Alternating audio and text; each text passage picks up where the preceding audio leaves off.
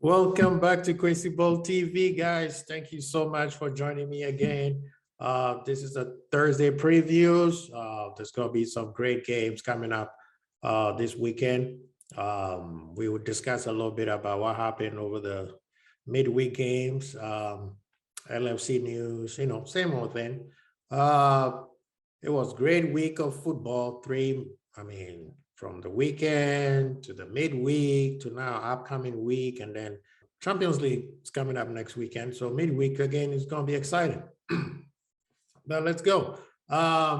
Before we do that, please share, subscribe, like, notification bell for all the new viewers. We appreciate you being here with us.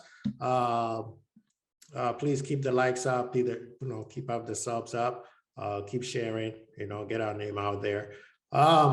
In terms of the match on yesterday, it was very tasty match. They tried to make it physical, but we stayed to our guns and keep our composure and played the match how we played. We didn't deviate that match. We fell asleep in the first half and they scored. That one was just we switching off for like 30 seconds. It was a great pass from Richardson, and the game he scored, and it was a good goal. I mean, our defense switched off, our midfielders also switched off. So, what's the name? DeGray was the one who scored. So that was a good goal. But I think Liverpool, as I said in my last video, I said right now I have come to terms that this is how we're gonna play. We're going to go into full-blown attack, and other teams are just going to have some chances. The great teams will probably score, but we're going to score more. And as you can see, for the past, past week, we scored 12 goals, conceded 1. Arsenal, Southampton, and Everton, and these are not just easy matches. I mean, looking at the Everton game, they started well, coming, like I said, with full force. They came in very physical. I thought they were going to be pragmatic, looking at Rafa, but they were literally pressing us, but we were in control. Like I said, if we play the way we played against Watford, this match is over in 20-some minutes. And before 25th minute, we already scored 2 beautiful goals from Henderson and Salah. I mean, Hendo's goal, he placed, and that was from his weaker foot. Place it very beautiful. That's a redemption from last year when we scored and then they call it back. Salah, that first goal, ridiculous. The way he bent it around the goalie. I don't care. There's 3 goalies, they won't catch that. Salah's second goal, which basically finished the game, the counterattack. I always told people, corner kicks is at your own peril. If we hit you on the counterattack, it's over. And I mean, that goal Salah scored, I mean, it's what can we say? The guy is doing it over and over every single week in, week out. We can't underestimate the effort, the strength that he had to do to go around the defense and outrun him with the ball. Anybody who knows football knows if you have the ball, you don't run faster than the defender. But Salah was gone with the ball. And the goal, he slightly, even off balance, he tapped it in so nicely, just passed it in so straight to the corner net, and it was goal. 4th goal by Diogo Jota, and I call him Shata. The pass between him and Robinson was just beautiful. And then that tight corner where he uses left foot. That's also his weaker foot. He uses left foot to put that ball in that tight corner while Pickford was just standing there. Liverpool right now, we are at the level where this is ridiculous. We are in free-flow football where this is what Klopp wanted last year. but the injuries cost us so many, and people didn't understand. Even our own fans didn't understand what was going on. You know, all they want to do is blame the owners, blame this person, blame that. No, guys, Liverpool is on a whole different level right now. We don't need to be buying all these players just to be showing that we have ambition. All right. This plan is working. It's a year older, it's a year behind, but it's working. You know, this is what we're supposed to do last year, but like I said, with the injuries, it cost us. And now we're showing it, you know. Whatever happened in Austria, man, whatever club told him, whatever the team decided, I mean, you could tell because everybody went in with a new contract or came out with a new contract and they re-signed. Basically, what, 90% or 85% of the team have signed a new contract. This is how you build a team, not just going buy and buy and buy and buy and buy. People forgetting Alex Ferguson didn't buy. He only buy one player at a time, maybe two. LFC fans need to come to terms. From now on, anybody who talks to me about FSG out, I'm going to ask you, do you know how to run a club? How does a club operating works? Rather than thinking that the owners put their money into, no, the new FFP, the fake FFP that they have out there, requires that the club has to spend their own money. So if you don't generate money, you don't have money. Chelsea and City, they are borrowing money.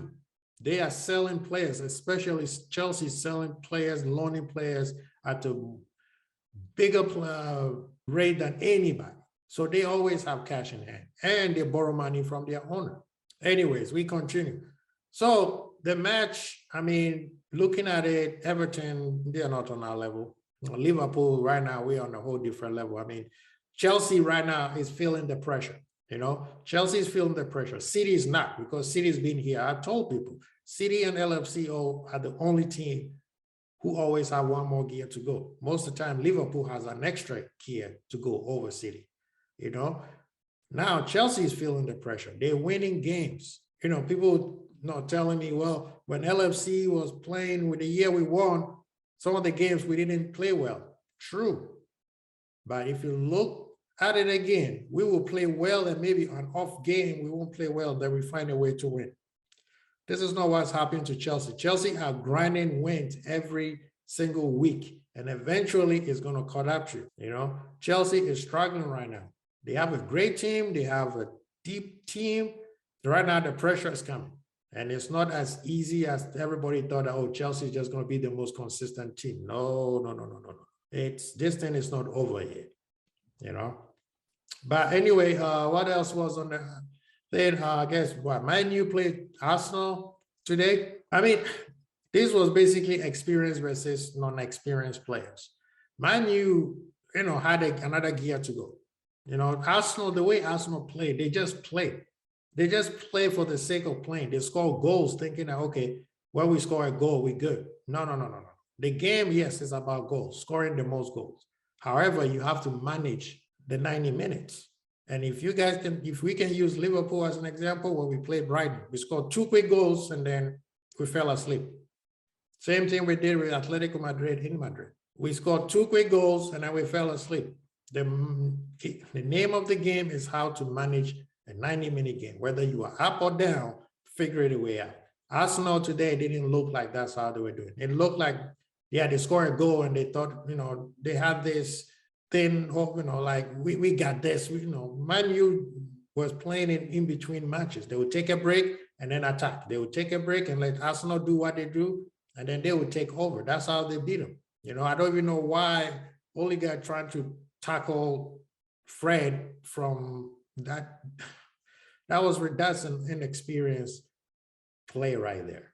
You know, yes, granted, Arsenal should have gotten a penalty. I don't know what this guy named Maguire was trying to do. That should have been a penalty kick, but VAR did not look at it. And we're gonna hear from the Arsenal fans, ref sucks, VAR sucks. Why don't they do this? When you start complaining too much about the ref, that means your team is not at the level where they need to be, because you are looking for favors from the ref. If we go back and they show you the people who have been affected the most with the ref calls and the VAR calls, I promise you, it's the top teams, and they are not complaining. But anyway, we move on. Man U, I guess Carrick decided to step down. He's going to leave. He's going to leave the club. Ragnick is back. Ragnick is taking over. I think he got his working visa, so that's good for him. But anyway, that's what it was for the midweek. We got some great games coming up for this weekend. What's the name? Chelsea and West Ham, in London. West Ham is going to be a problem for Chelsea. The crazy thing is, the funny thing is, all the competing teams for the EPL championship is not playing big games, but those games are pretty banana peels. I mean, City is playing Watford. Watford, look what they did to Chelsea. Wolves at home, they're pretty naughty. They could cause Liverpool a quick bit of problem. On Sunday, Leeds and Brentford, that's going to be an enticing game. Man U got Crystal Palace in OT. That's going to be pretty good. If the Man U fall asleep, Crystal Palace is going to punish it. Spurs got Norwich. Spurs got their 2 goals in today. And Aston Villa, Stephen G. Stephen G versus Brendan Rodgers. That is going to be a tantalizing game. Talking about Brendan Rodgers and Stevie G, we just beat Rafa. Stevie G is coming and Brendan Rodgers coming this month. Liverpool, in terms of how we're going to play against Wolves, I believe Klopp is probably going to stick to the same lineup bar Thiago and Mate. I believe he's probably going to give Ox a start and then give Igbo a start and then get people off the bench. Good news is we got Keita is practicing with the team now. So there's a possibility he'll be on the bench, but I don't see it. I think they'll get him ready for the Milan trip, I can see Thiago getting maybe 30 minutes in for the Milan trip also. And Igbo might get a full 90 minutes and rest Mate. I would rather rest VVD, or possibly he's going to play VVD, rest VVD in Milan. I mean, the last time we played Milan, it was Igbo and Gomez. And from what we're hearing, Gomez is also getting ready to come back to full training. So that's good news. So LFC soon will have the entire squad. And then in January, a little guy by the name of Harvey Elliott. That will seem like a brand new signing, guys. Good news, Aguan, guys. Thank you so much. We'll be back on Sunday with a review. I'm hoping to have a great weekend, especially when Liverpool win. Tomorrow, my boys, the Golden State Warriors, got the Phoenix. Yeah, they beat us on Tuesday, but we got them on this time at the, in the Bay. You can't come here in the Bay and beat us. So guys, thank you. Please share, subscribe, like.